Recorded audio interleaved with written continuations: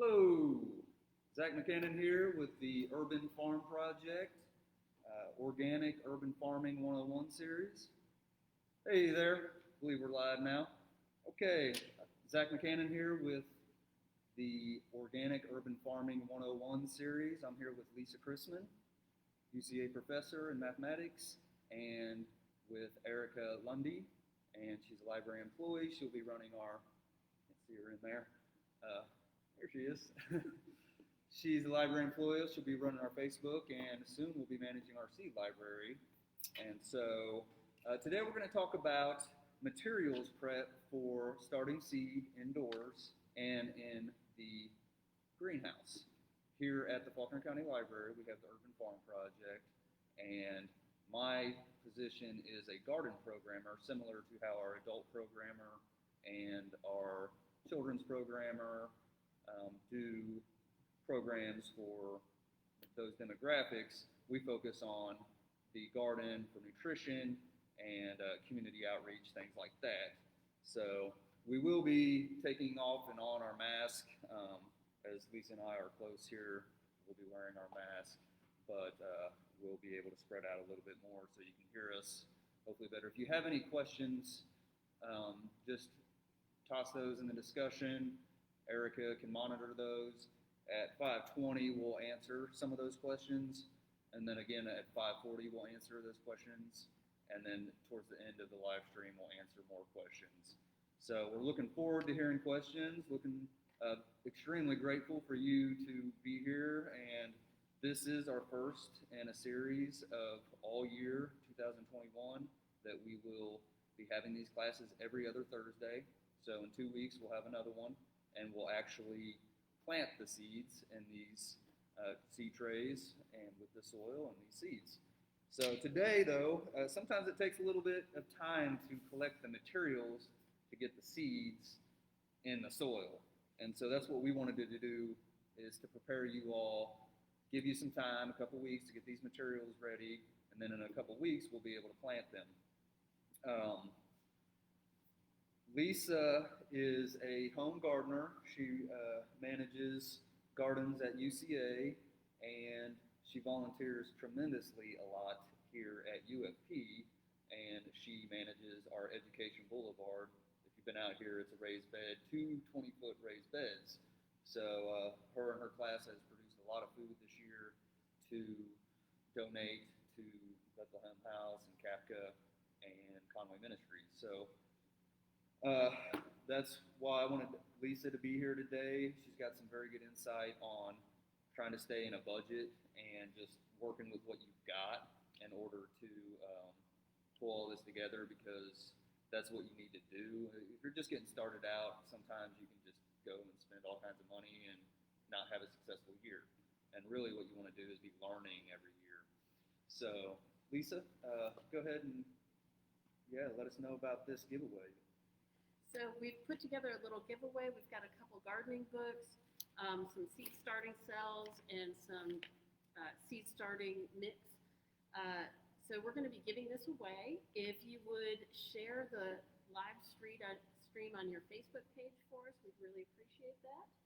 And we'll be doing a drawing for everybody who shares the post or live stream within this hour, and then by 5 p.m. tomorrow, we'll do a drawing, Erica and I. We'll put all those names in a hat, and then we'll select, and you will receive this here, as well as that Urban Farm Project. That's vintage sticker, fairly vintage, same logo, but the bigger style. It's a pretty good one there. So we've got that. Lisa has a few items, materials that she'll show you, and she'll just speak up as we move along through this and kind of add insight on lessons that she's learned through her home garden and growing at her house. So for starters, what's organic? If we talk about this series and we say organic urban farming, backyard gardening, what's going on with that?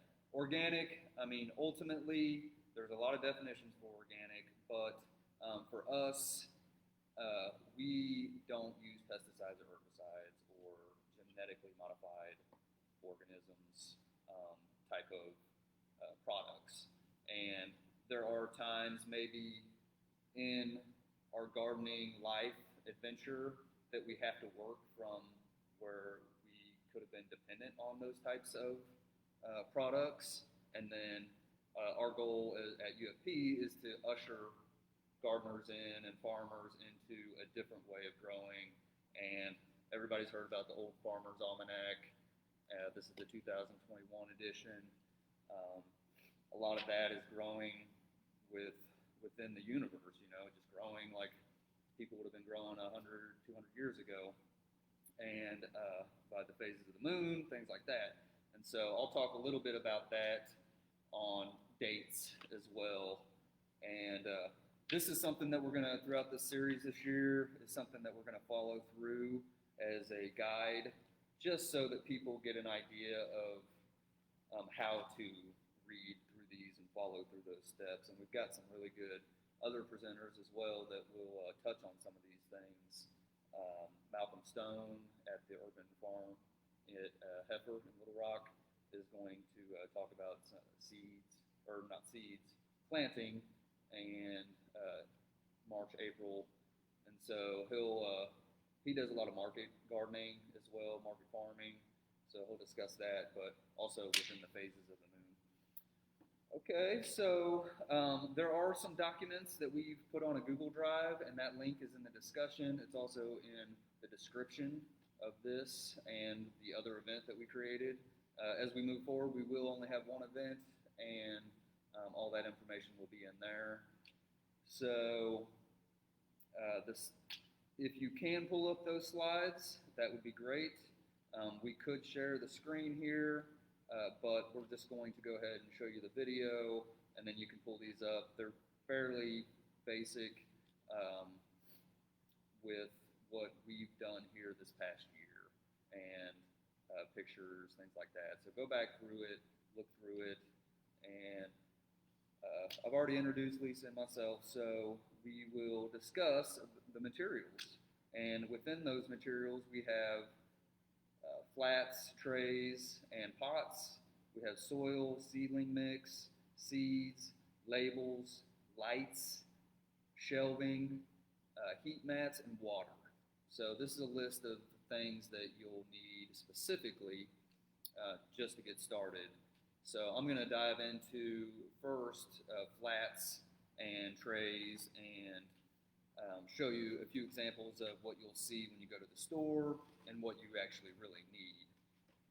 Okay, what we've got here is, this is from Ace, and it's a pre-made, you've got your 6-packs, 72 cells total.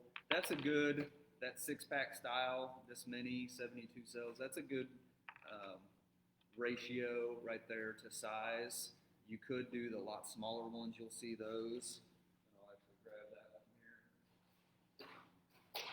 This might be something more for lettuces, where you've got a lot more cells within that, and that root ball will create a pretty tough, where you can just pop them out, pop them into the soil, so you'll get a lot more plants within the same amount of space, but they're probably going to be smaller plants. And I wanted to show you what these little kits come with. You got your 6-packs, and then you've got your tray, which does not have holes in it, because your 6-packs have holes in them to let the water drain out. You don't want your roots getting soggy, you just want the soil moist.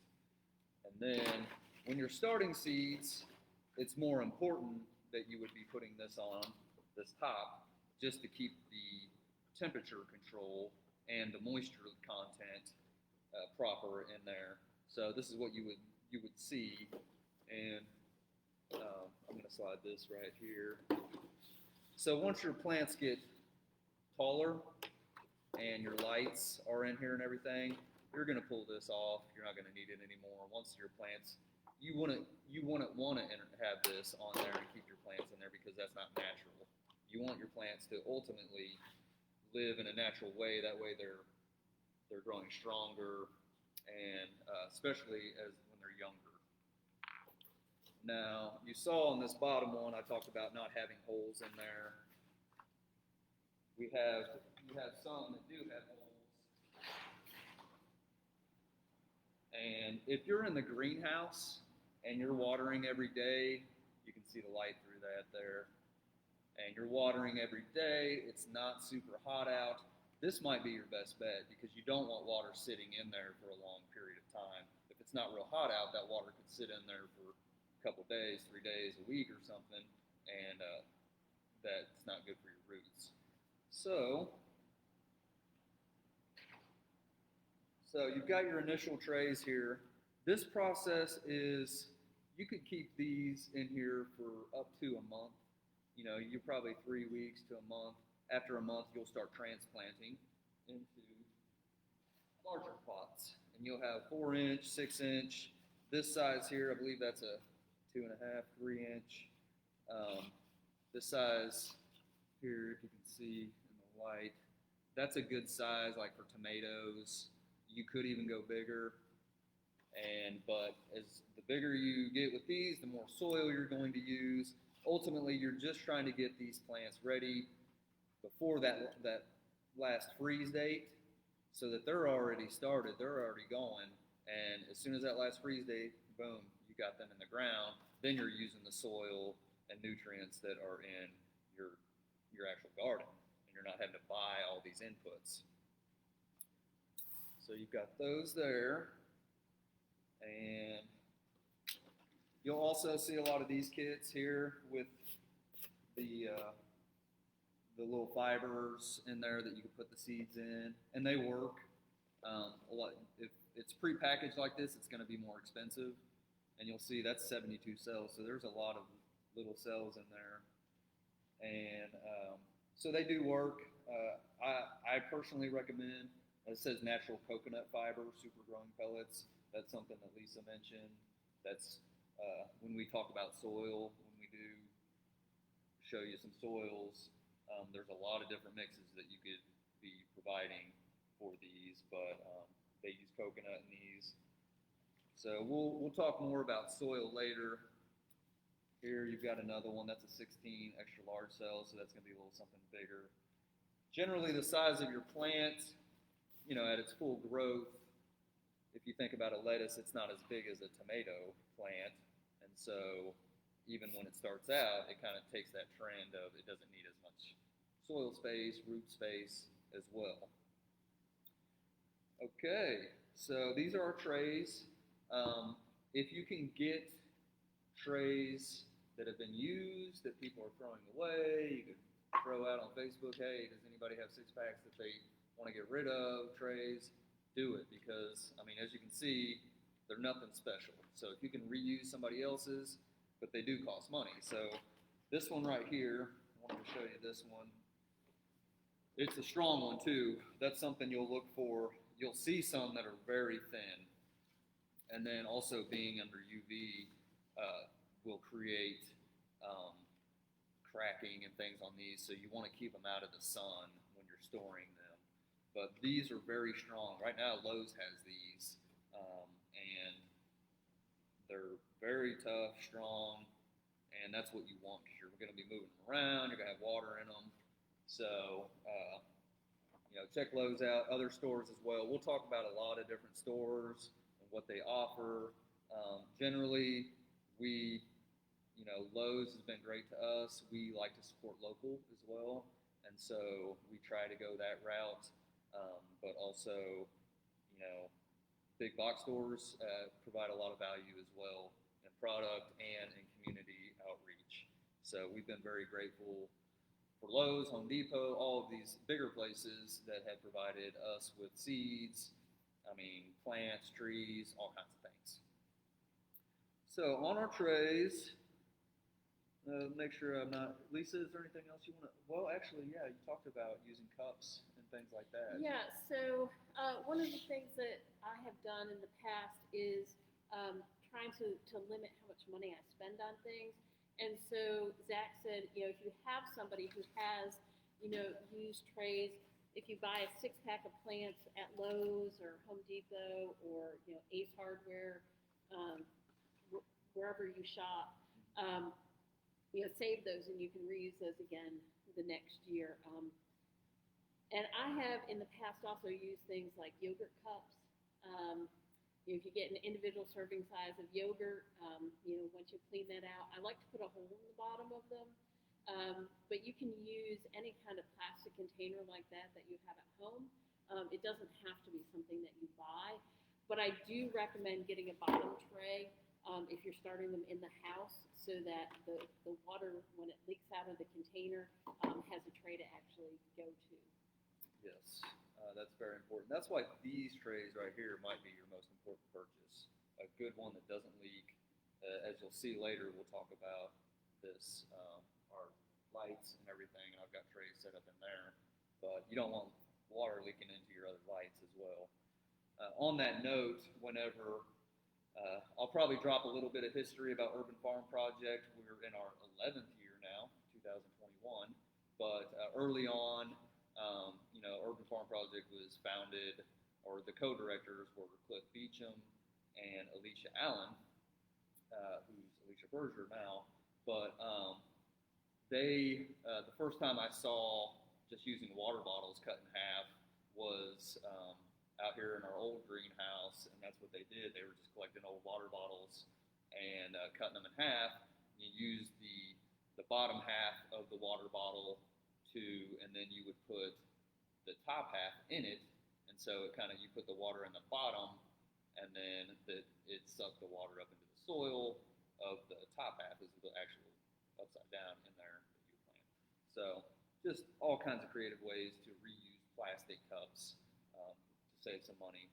The thing about that is, on a note of gardening, if you're gardening in your backyard and you're doing all that, on a larger scale for us, you'll see once you start using lights on those, when you start having different sizes of pots and 6-packs and everything like that, your light source can't reach properly the plants. They'll be all different sizes, and so you can't really regulate your light source. So as you move forward in your gardening career, you might start collecting things that are more level. Okay, it's 5:20, getting close. And we have any questions yet, Erica? I don't see anything yet. We do have an Eric Gilson who's mentioned that you can also do red solo double cup method also for the small sapling seedlings. What's up, Eric? And he also mentioned that he sees the Baker Creek Heirloom Seed Company magazine. Yes, on yes our you table. do. Yes, sir. We've got those. We'll talk about these when we get into seeds, but yep, we're going to give a big shout out to Baker Creek this year a lot. We're going to start partnering with them on a few projects. So, glad to have the Gilsons streaming in live. But yeah, solo cups, and those are probably, you could, if you were just to buy those, you're going to get a long ways. And so that double cup method, maybe Eric, if you wanted to throw anything in the comments on some pictures that you've seen, how that double cup method works, that would be cool. Okay, so let's move along then. Soil and seedling mix. Okay, we've also got soils as well. And since this is a 101 course, we're not going to get into mixing your own soils as much, seed starter, more than just different options that you're going to find as you just purchase these already pre-made. And this is also in this one right here. Let me make sure you can see that. Okay, so that was purchased at Ace, and it's a smaller bag. It's a fluffy soil you'll feel in there. With your soil, you're looking for aeration, essentially, and moisture control. And so you'll notice that in these, it's not so much about the nutrients. You're really just trying to get the seed germinated. And so with these, you'll find a lot of peat mosses, vermiculite. So if you were to start creating your own seedling, you'll have vermiculite. You'll probably get a bag of peat moss and like this. And then when we start thinking about organic, you will,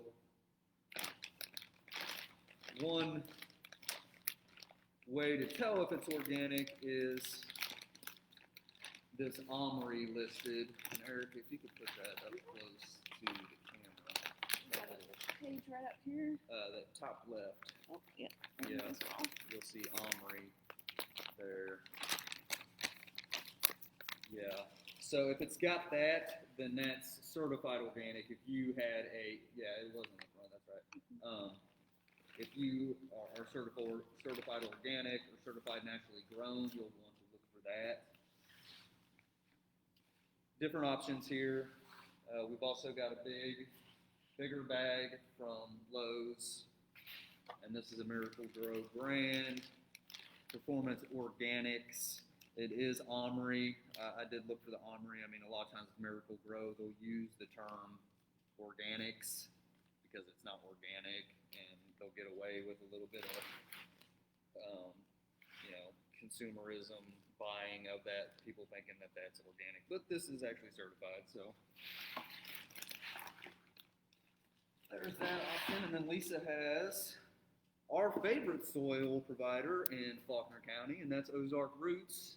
And so what we've got here is a 25% mix of compost and a 25% mix of peat moss, and then a 50% mix of rice hull.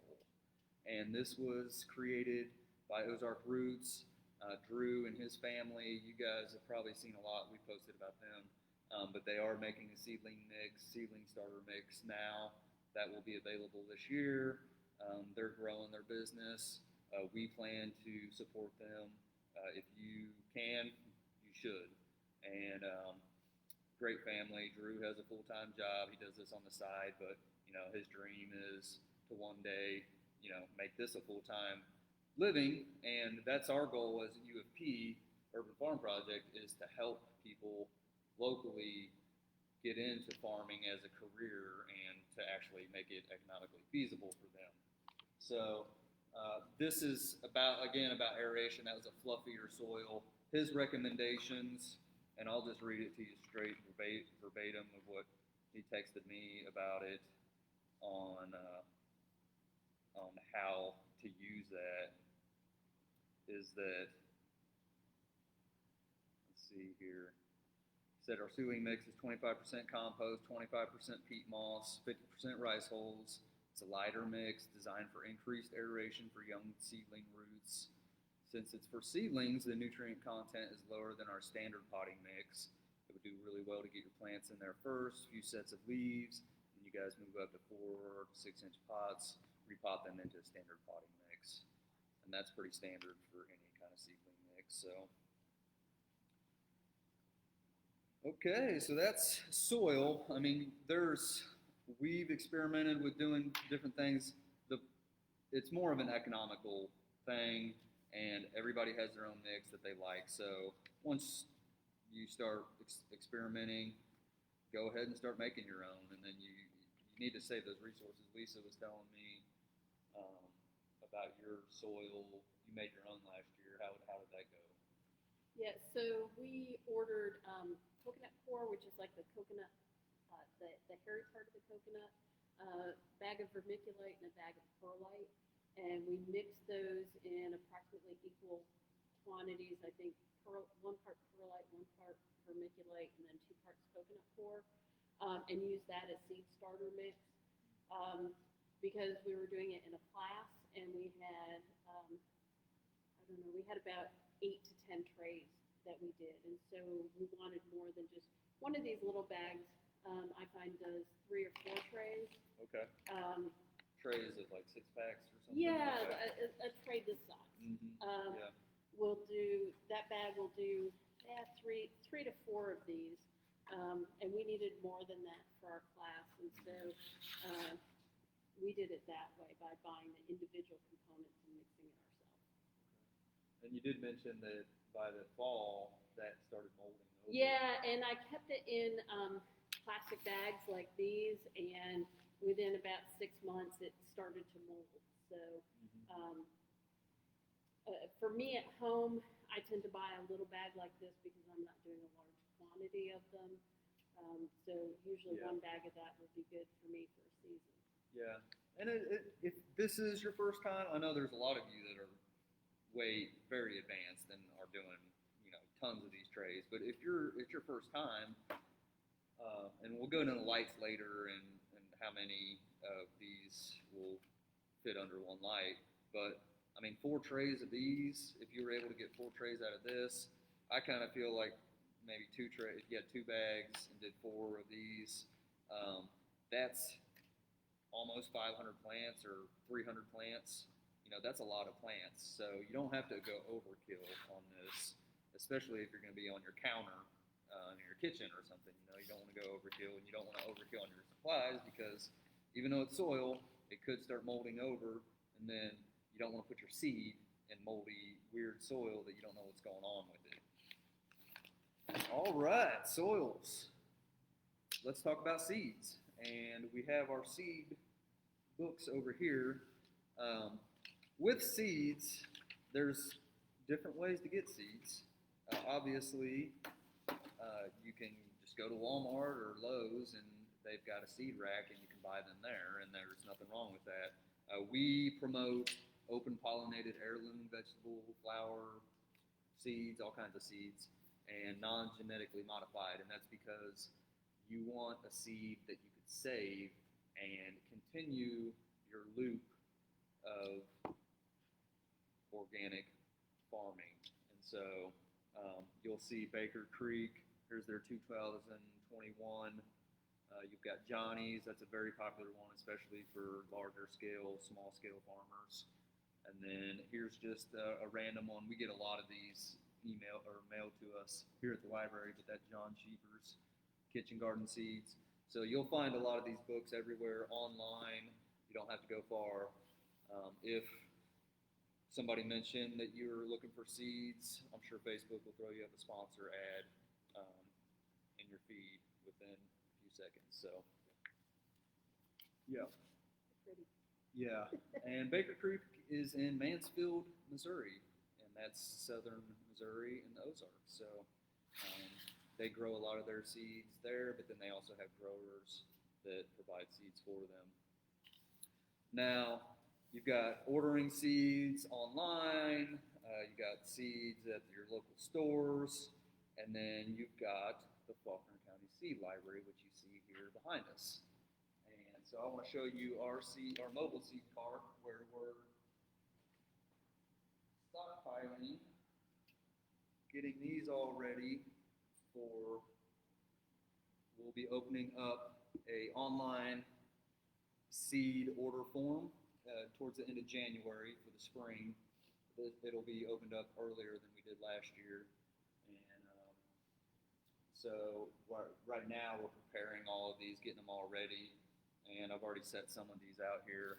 Also, when the library opens back up, this cart will be positioned at the front circulation desk, and you'll be able to check seeds out at that point as well. Right here, here's a few of the seeds that we've got. We've got whippoorwill peas. We purchased these this year. Kind of wanted a good whippoorwill pea. Those are cow peas, field peas. That's a hardy pea that traditionally is a little bit later in the fall or later in the summer. You could plant that, or early spring. And that one's from Southern Exposure Seed Exchange. Here's a watermelon from Ferry Morse. Here's a hickory king corn that Lisa and I grew at our satellite seed and food donation just a couple blocks down here. And Lisa went and harvested that corn. And there wasn't a ton of corn. I think we had, like 20 actual stalks. And so there wasn't a ton for eating, but we were able to produce now a new seed that was grown in 2020, and we'll be giving these out as well. So if you get these, if you order a corn and you get a hickory king, with the Faulkner County Seed Library, we want you to bring back seeds at the end of the year and replenish ours. So it's kind of like a lending library. You bring your book back, you'll bring new fresh seeds back, especially with something like this hickory king corn, where ideally in the 5 years down the road, we're growing, our seed library is stocked with all kinds of seeds that we've grown here ourselves, and we know and we controlled the pollination rate on them and the germination rate as well. So that's a Faulkner County Seed Library seed, and then we've got Baker Creek seeds. We're going to have a lot of Baker Creek seeds as well. Ann and Robert Linton has pioneered a relationship with them for us, and it's looking good. So we've got also, and speaking of Ann, she created this. If you get a little closer there, you all got one of those. Those were provided in the Conway, and that's the purple potted. The seeds that are on there is the purple potted pole bean that we grew out on our big bamboo pyramid trellis that we had out there in the community garden. You guys probably saw pictures of that this past year. So we saved a seed from those purple potted pole beans. And so that's seeds. You want good seed. Usually seed lasts 2 or 3 years. You can store them and they'll last a little bit longer in a freezer if they're stored properly. So that's what we'll want to be continuing to grow, and it helps for us to have folks like you all to grow for us as well. Okay, so we got seeds. Now labels. And we'll go quickly through labels. Here's just something you would buy at a store. This is a Burpee Tea State Garden labels.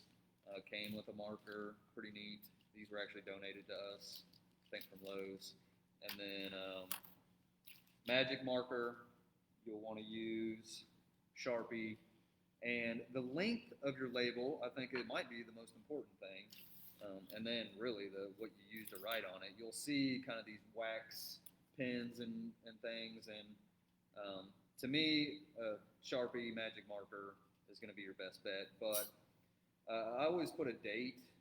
Today's the 7th, 21 at the very top. And then the length of this is important as well, because you're going to put this is for growing indoors, mainly under lights.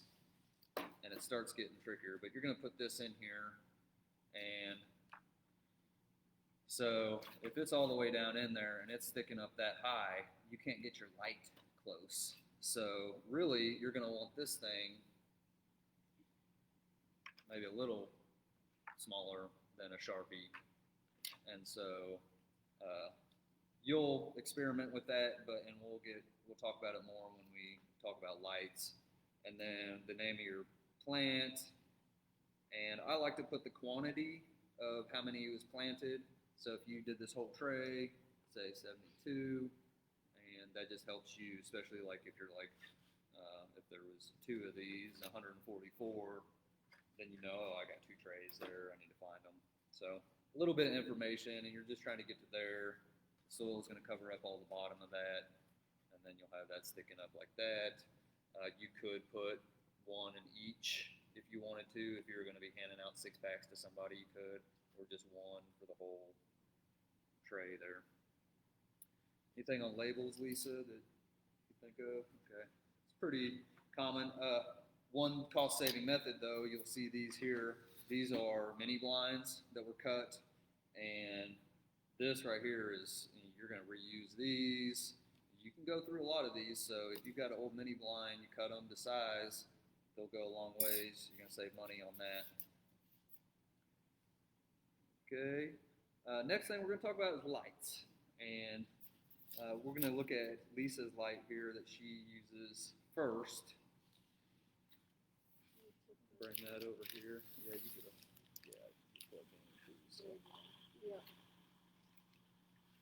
So this one, it has 4 light bulbs underneath, and so this one is a really nice size. It's a 2-foot long size, and so one tray like this will fit under it nicely. And we do have it set up so that we can have chains here. You want your light to be as close to the top of your plants as possible so that they don't get long and spindly. So this one is adjustable so that we can, as the plants grow, we can raise it up. So normally I have that hanging from chains, and this is just a 2x4 One of my colleagues at work created this for to hang the light on, so you don't have to have fancy shelving to do this, especially if you're just starting out and you might just have one setup to start with. But something to hang that light on where you can move the light up and down as your plants grow. Yeah, that's very important because your plants are going to grow maybe an inch or two every day once they get really kicking off, and so you're going to want to move that up, but you want to keep them. And with LED bulbs, and I can't tell if these are Yeah, these are not LED, they're T5. T5, okay, yeah, and these are 6,500 Kelvin, so that's a bluer light, and so that's more like sunlight during the day, maybe 2 o'clock, and that's what for starting seeds you want a higher Kelvin, a higher K. So you're probably going to want to be around 5 to 6,500 here. 5 is fine. If you go to Lowe's, and we can go ahead and move this, and you can swing back over here.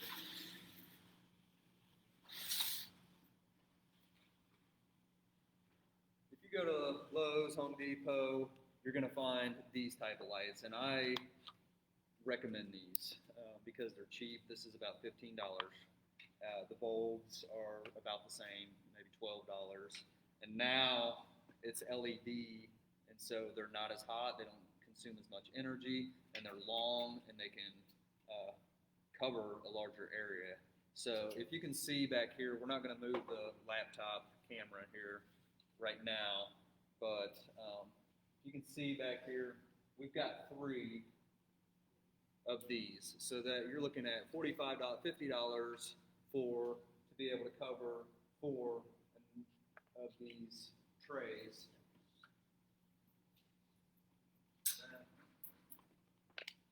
That's a 2-foot shelf, 2 foot by a little over 4 foot. You can get away with a 4-foot shelf. So 3 lights and a 2 by 4 foot shelf can cover 4 trays. So if I was recommending somebody that's starting out and they can get a shelf like this or something similar, I would go with that route. And then it's also got the chains on this as well to where you can lower and raise them up. And even within those 4, sometimes, one side will be sloped down while the other side is up higher because the taller plants are on that.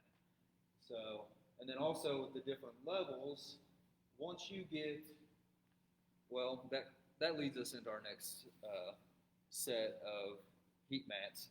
But just real quickly, a wrap up on lights. Lowe's, I found, and I've looked everywhere in town last year when I was getting all this set up, and Lowe's just seemed to have what we need as gardeners on this end, and it's not in like the gardening section. If you buy these smaller ones here, they're a lot more expensive, and if you can just get the grow lights in here, and they don't go up to 6,500K as much there at Lowe's, so like a 5,000K Kelvin will be fine. And again, that higher 5,000, 6,500K is going to be for leaf photosynthesis production. And then once you have all that, if you were just growing in your house, you would then switch out from a 6,000K down to 3,500. Now you got your warmer light. Once a tomato starts producing flowers and fruit, you want that warmer light, and that promotes flower and fruit production. The cooler, higher Kelvin produces more photosynthesis, green production. And early on, you want that green, strong stock production. So, there's those lights. One more quick note on that is light spread on your plants. And you want that spread. So some of these will have like a wider like this here, and you can even manipulate it a little bit and put some white. Some people will paint the wall behind it white if it's a different color, just the reflection of light. So there's a lot of different ways. If you put it by a window, then you're also going to produce more light. There's one problem with putting it by a window, even if it's south facing, is that your plants are going to now go towards the window and could get spindly. So even though we have a large window back here, we moved ours away from the window. That way we can control how much light is going in there. That's, in gardening, there's a lot of control. There's a lot of just nature that takes over. And with organic gardening, you kind of want to blend the two of those as well. So it is 5:41. We have questions there? Yes, so Ann Linton asked, any suggestions regarding how to prevent mold? Even when I start out with a sterile mix, the seedlings sometimes mold. I've heard that you can use a dilute peroxide solution, but I'm afraid of killing the seedlings. That's a good question. Lisa, you have anything right off bat? No, I've had seeds get a little bit of mold in them, and usually what I do is at that point then I just transplant them into a larger container or cup with regular soil in it. And I haven't had a problem with it affecting the plants themselves. This year I had some moss grow on some of mine. And again, I just transplanted them into a bigger cup and just made sure I put just a very light covering of soil over, the mold or the moss that was there, and it didn't seem to affect the plants. And I think what you could be having there, is it the mold on the soil or the seed? I missed that.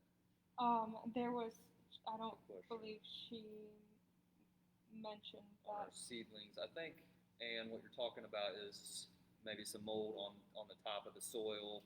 And some of that could be because they're getting too much water. You're watering it too much. And so it's kind of on the top. I mean, you'll want it, you might water Monday, then you water again Wednesday and Thursday, and then you leave it and let it dry as much as you can until Sunday. And you want it to dry out a little bit. You don't want to just keep it, especially after it's germinated. When it's germinating, you want to keep it just moist. And so, like what Lisa was saying, just sometimes transplanting it into a different pot. We did that with some of our soil. I noticed that had happened. And it does affect the seeds, the plants. Sometimes you can tell that they're just not taking off. So retransplanting them, if you do have more seeds, maybe, and you start to see that, try a different soil mix, and then start your seeds as quick as possible. That way you're coming in right behind those other ones. That's kind of a trial and error, and then also succession planting, which we talked a little bit about. Of you kind of want to be starting things every week, really. I mean, once you start planting, start seeds, every week you should be starting something new if you're going to do a larger production. Okay. And then will this be posted so that they can watch this video after? Yes, and Not Facebook now has, our page is FC Urban Farm Project /live will be where all these live videos go and are housed. And so this one, after we end our session here, will go live onto that page as well. And we will try to, also, this is our first time we're going through Facebook, but we also want to do other methods to where we can get these videos on YouTube as well and make our YouTube channel more robust on educationally videos as well. So, some more questions?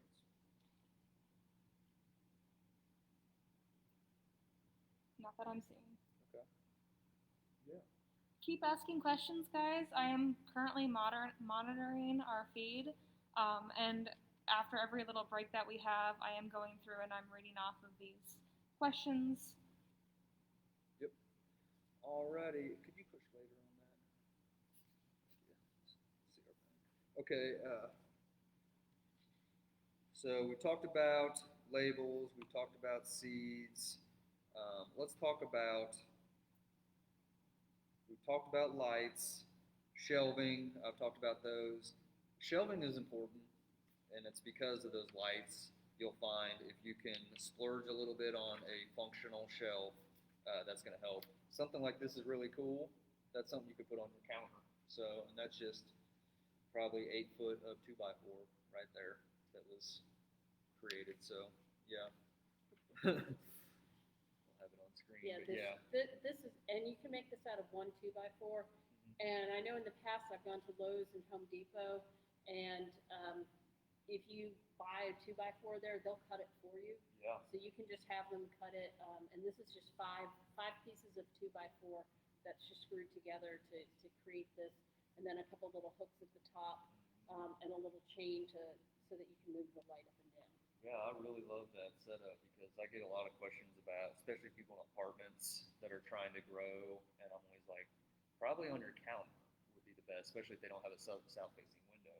So we did this in a dormitory on campus this fall, and it's good if you're just starting off and you want 1 tray of plants.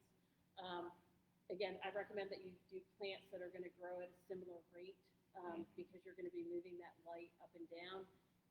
So I'd try to do like a tray of different lettuces or lettuce and spinach, things along those lines that'll be similar plants. But this was just set on a table in the lobby of the residence hall. Yeah. So Yeah, that's perfect. Stands up on its own.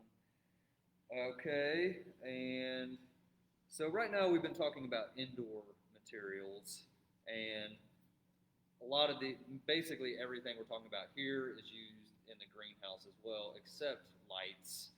And you can use lights in your greenhouse. If you're planting right now, just like today, it was super cloudy. I mean, it's basically dark today.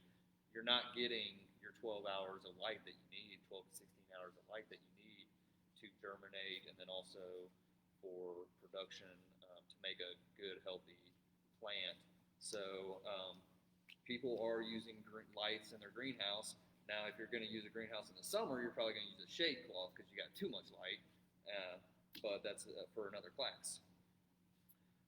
One thing you are going to need, though, is a heat pad. And you'll see how these just sit. I'll take that 6-pack there. So one heat pad. These, I bought some from Lowe's. They've got them at Frey Aldenhoven may even have these online.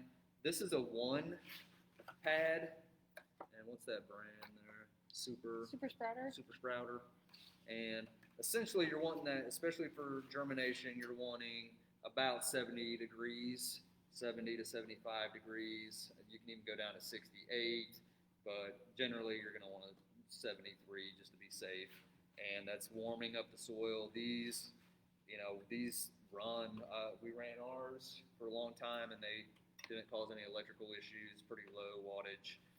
And we have this one, and then we have one over here that's long and just rolls out, and you can fit 4 of them on there, yeah. And they plugged in. There you go. see that? Yeah, so that fits 4 on there, and you can take that out if you can pull that cord out. Which I recommend those because then you've got 1 plug-in. Instead of having 4 different plug-ins, 4 different pads. If you can get one of these long ones and you know you're going to have 4 trays, I would recommend getting one of these 4 ones. These also are kind of nice because if you do get any water spillage or something, it collects on it. One bad thing about these is that then, as you see with all of our lights here, the ones on the bottom are going to get a little bit more extra light, which is good. You want as much light as you can get around in there, but that can shade that. So it's a win. You just gotta balance out the positives and negatives, but that's good. 1 plug-in is handy. And let's see, UFP already had these. I started last February, just FYI, and UFP already had this long one, and I think one was donated. I had purchased one from Lowe's like this, so these can get expensive. These could be like $30 or $40. So that's going to cost you a little bit. But what you'll do is, and could be a method that you do, that way you're not having to purchase 4 of these, is purchase 1 of these, start your seedlings this week on this, It takes 7 to 10 days for most things to germinate. With tomatoes, you might see 3 days, but with like a pepper or something, it could take 7 to 10 days. So once it's germinated and you're starting to see some pretty good growth, you now move this over to where it doesn't have a pad, and then you start your next ones on this. So cost-saving strategy, growing every week, and then if you just got to think about your light system, your setup on that. Okay, we've got 9 minutes, so we better get to scooting through here. We've talked about the heat pads, and then water. Now, water is an obvious. Organic, you could go as far as just collecting rainwater, and we have a large rainwater harvesting tank, and what I'll do is I'll fill it up with in a 5-gallon bucket, and then I'll put this bucket in here by this shelf with all these lights, and then I've got this small little watering can here, dunk it in that 5-gallon bucket, and then when watering these, there's many different ways of watering, and we're just talking about this is something you would need. You could use a cup if you wanted. The thing is, once you start getting a lot of greenage in there, you want something that can reach in there. A lot of people will just water from the side, and which is handy. It's very good, and that could stop your molding on top too, because if you're watering from the top, then you got a lot of water on the top base where it's connecting with the oxygen, and that's where you could get some molding as well. So watering just on the inside like this, but you can't control the watering very well, especially if you're on a shelf that has a little bit of a slant. Even a slight slant might mean that all these over here are getting more water and these not as much, but you think, oh, they should be getting it all the same. So I do a little bit of a mix of those. Sometimes if I know I want to spend about 3 days where I don't water it, I'll water from the top and make sure it's really nice and watered, and I'll look under and see how much water is under there, and you'll get a feel, you'll start to learn about how much water it can take. So these are handy. This could be a little bit too big for an indoor, but in a greenhouse, this is handy if you're watering your seeds. So that's water. If you're going to use just tap water, you can still put it in a 5-gallon bucket or a milk jug, and then leave the lid off and let it dechlorinate if you want to try to do that. I've noticed that you just never know. I mean, like, obviously chlorine is not good for your seeds, but they still grow. So, and with rainwater, sometimes you'll have some contaminants in that rainwater that then start providing that mold as well. So that's why I like to mix it up a little bit and just see how it's growing within that. And okay, so if you do have the slides pulled up, you'll see that we're moving on to the greenhouse materials now, and all of those are the same except we've got your heat mat and a heater. And so there's a picture there of my wife's greenhouse at Bell Urban Farm, and she does a lot of growing in the greenhouse, and she's actually was a Garden Corps member here at Urban Farm Project when this greenhouse was put in, and that's the same greenhouse that we have at Bell Urban Farm. And you'll see in that picture where she's even started stacking shelves up on the north side of the greenhouse to get more and more plants in there. But the key thing in the greenhouse is one of these oil heaters, and they're easier to regulate the temperature. Like we said, we try to keep ours like 75 degrees if we can keep it at around 75. If you dip down into the 20s, you might have to get 2 of these. So we won't go too far, but definitely recommend one of these, and these aren't that expensive. You're looking maybe 50 to 75, I think, on those. So like a metal coil heater, it's just a little bit harder to regulate that temperature. We've talked about soils, the heaters.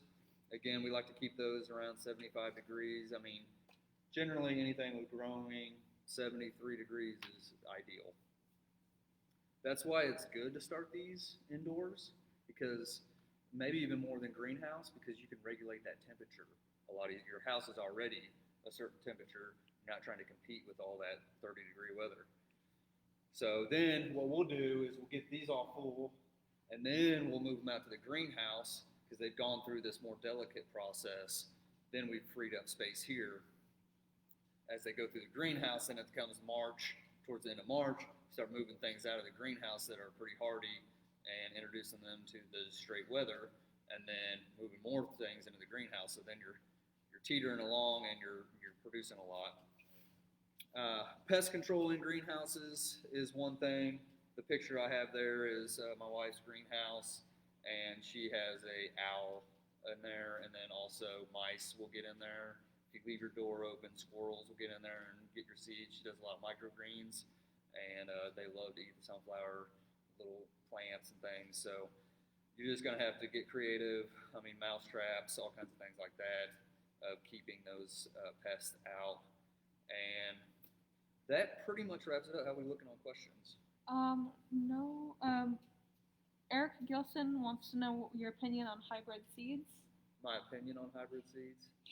As if you don't know that, Eric. My opinion on hybrid seeds, this is a materials prep. We are talking about seeds. The thing about organic and especially urban farming, and we'll do like a permaculture, is that would you rather be putting money in your bank at the end of the year or having to spend more money when you know January comes around next year? And how does that affect your family, and how does that affect your whole lifestyle? When you know that that's a seed is like kind of that big loop process, and you'll hear like Ozark Roots will talk about the growing loop and just keeping it all to where it's a natural cycle. For us, that's important, especially our seed library, and we've got some really big announcements on our seed library, because really not a lot of, in Arkansas, there are a few seed libraries, but they're not prevalent, and that's one of our biggest strengths. We had the great fortune of having a lot of smart people early on in the 2000s that pioneered getting this here, and so it's our duty to keep it going and fostering it, because as we learned last year, even Baker Creek right now, they're overloaded on orders because of last year. I mean, all of these companies, and that's a long talk. That's for another. We will have a organic urban farming discussion on seeds around a seed swap time. Next 2 weeks, we will have our growing seeds indoors and the greenhouse, and so it's basically the second class of this. We've got all our materials. Go out for these next couple weeks, get your materials ready, and send us some questions if you got them. Email us. Messenger us. Lisa's email's on there if you want to chat more with her. If you're a UCA student, we're really working hard this year on connecting both of our gardens. We've got some really great students over here right now. We have an AmeriCorps member that's a UCA student, professors. Our satellite garden is at a UCA professor, so we've got Hendrick students. Get involved with the Urban Farm Project, because that's basically what we're here for, is the community support and just to build community. Is the seed swap date set? Seed swap date is set. I believe it's February 21st. Let me look at the events real quick and double check that for you. Should be February 21st, and there's a Thursday class leading up to that that's about seeds. So seed swap is February 20th. It's a Saturday. And we haven't set the seed class, but it'll be that Thursday before that. That's when that one should be. So yeah, February 20th. And Zach, when is the Google form for the seed library going to be available? Good question. Google form, that will be the last week of January, the last Monday of January. We'll let that go live, and then we'll start filling orders, and Erica will be leading that charge here at the library. It'll be a curbside pickup, and so all those details will be released on our Urban Farm Project page. And This live feed might go, it might turn off at 6. I don't know. 6:02 on the computer. 6:02. Okay, so it won't turn off. But this is our first organic urban farming 101 series, and I'm very happy to be here with Lisa because when I first started in February, Sean Ott, our old garden programmer, was like, you know, Lisa is, if you need information, get with Lisa, and she has not failed me yet, and had a lot of really good ideas, like our well house. If you come out here, it was her idea. Our education boulevard, just kind of that structure of how that we visualized that together, and her experience of working in there with larger groups, students, and things. We established that it was nice to have some room in between that. So, thank you for being here today as well. My pleasure. And thank you all for streaming in with us. Looking forward to it. Be sure and share this live stream and get in the drawing for that giveaway, and we'll have more giveaways on our next class. Thank you all. We'll see you in 2 weeks.